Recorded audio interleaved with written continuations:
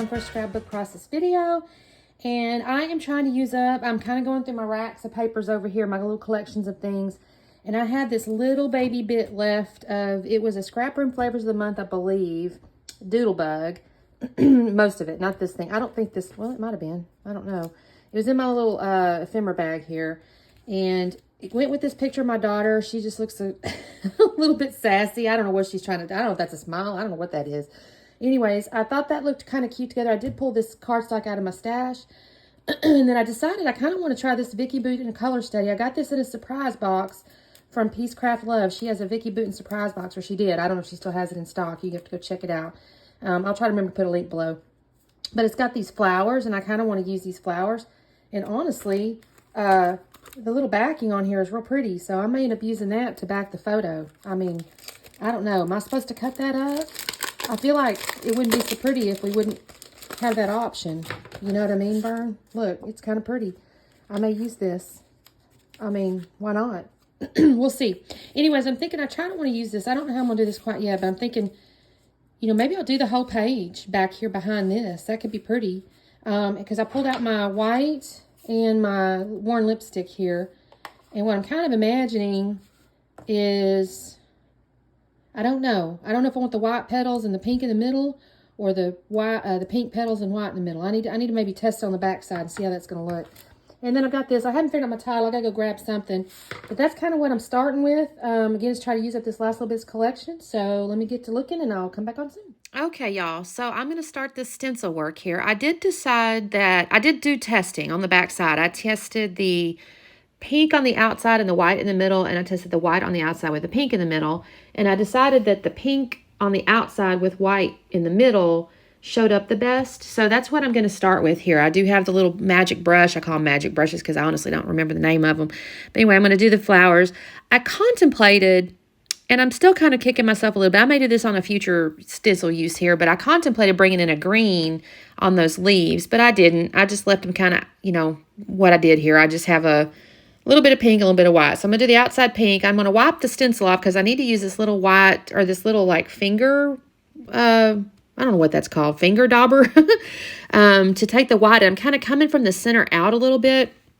And what I think it ends up doing is creating a little bit of dimension on these flowers.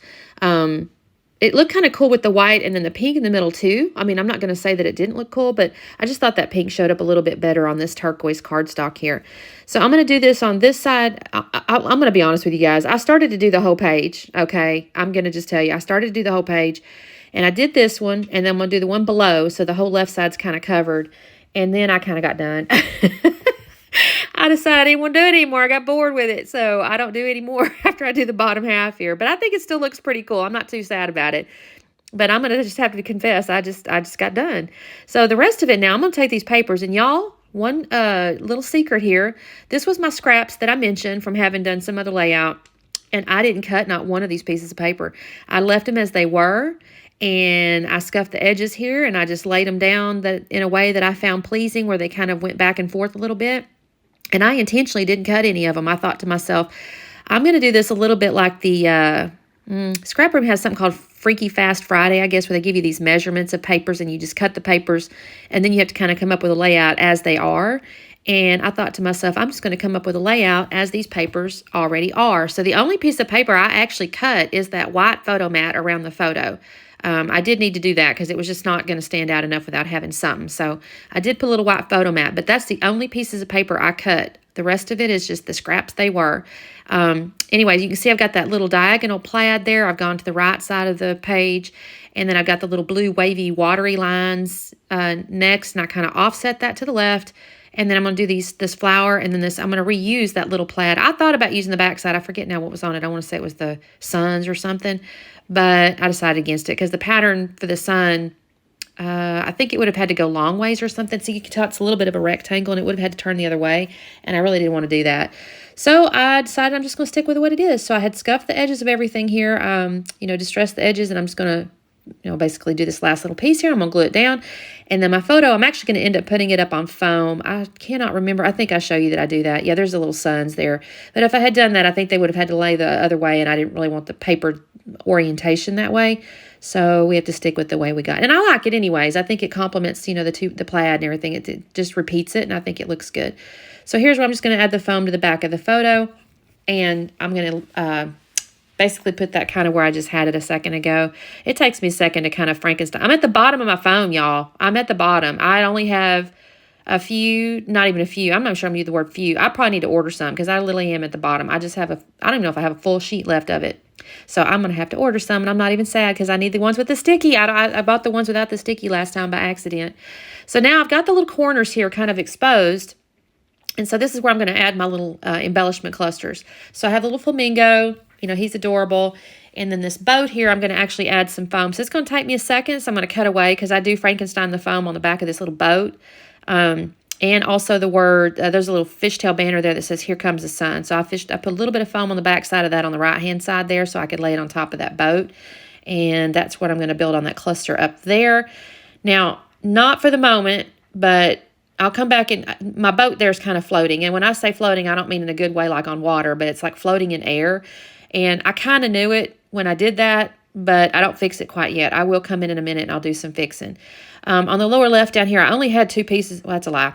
I had those flowers up there, but there's two icons or shapes or whatever. One's a little light, what is that called? Buoy. It's a buoy.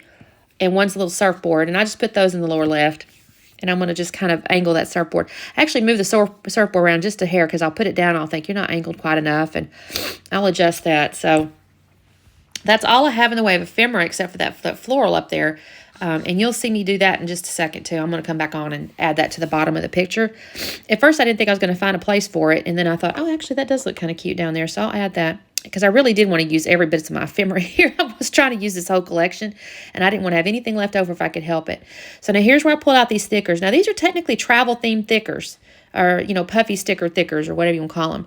So, but I decided I like that adventure awaits, you know, because she's kind of dressed in a little bathing suit, and they're fixing to go do something, I guess. I have the date on there. I have no idea. She's probably doing a fashion show, trying to do her model face. I don't know what that face is.